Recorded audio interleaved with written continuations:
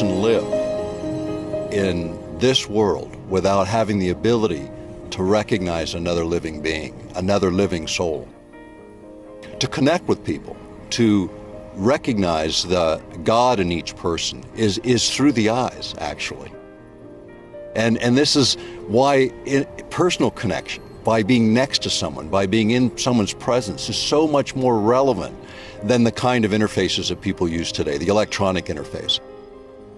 Where did the turning point happen where technology seemed to become like the main force of communication for humans? Well, I think, I think starting with television. You're in front of the TV, receiving the information in a state of super relaxed awareness. In fact, if you think about it, when you're watching television, most people come home very tired at the end of the day and they're watching the news feed. And their wife or their husband is saying, "Hey, dinner's ready, dinner's ready." And they don't even hear them.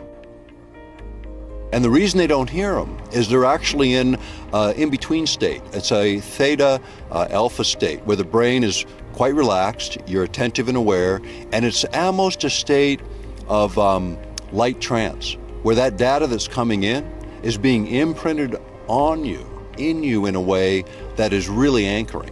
That's why advertising is so effective. That's why the population has begun, the culture shapes based on what the data feed is. And so you look at culture, it's a total reflection of television and media. And it's an illusion, quite frankly. And that illusion sort of takes us further and further away from our humanity, our ability to connect with people. I think that's sort of where it begins. And now, virtually all of our world is situated in the same way, so that our interfaces with people are filtered through an electronic medium. This is a huge mistake. It's absolutely critical for people to connect with each other. One thing that you asked about, what's the big shift? It's about paying attention. It's about paying attention to the fine things. Being conscious. Being consciously aware. Sitting here having this conversation, I'm still aware of the wind. I feel the energy in my hands. I see the sun in my face. The sky is still blue. I see the people around me, but I'm still engaged in this conversation by I am paying attention. My awareness is not lost in my words and lost in my emotion. This is a very, very different way of viewing the world. Instead of just talking and thinking and feeling, you're paying attention to what you're thinking, and you are the awareness behind those thoughts. This is fundamentally why when I look in someone's eyes, I recognize that awareness behind their form. I see them as a living soul. I connect with them as a living soul. And that's what triggers that internal spark in another, because you're transferring compassion, empathy, love, consideration in that interaction. That's what enlivens people. That's what triggers that change in people. It's a recognition that you're not alone, that you are connected, that we're all connected.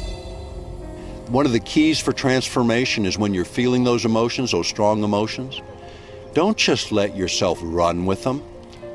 Hesitate for 1 second and pay attention to them. Notice them. You feeling angry? Don't just be angry. See anger in you. And allow your anger to rise, but notice it. And as you notice it, you immediately control it. Your awareness of it gains control of it, and you recognize it as not you, but a reflection of something going on in the experiences around you. But your choice about how you index this is the critical element. Connecting with each other is the beginning of the evolution. We need to reconnect, set the TVs aside, set the cell phones down, take time each day to connect with the creation around you and the people around you. You know, and we talk too about what's important in life, and everyone attaches so much to things, to what we own, what we possess, how many cars we have.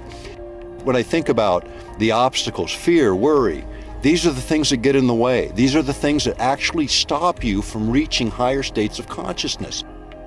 Because as soon as you run into fear, the possibilities, you go into a flight or fight response, the possibilities of intellectually, emotionally, and on an aware level, a conscious level, connecting, evaporate.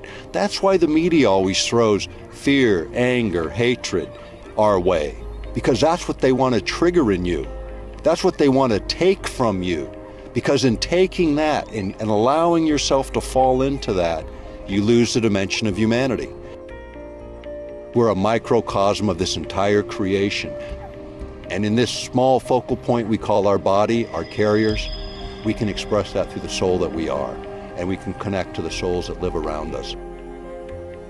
And everyone we touch with our voice, with our thoughts, with our words, and with what we do.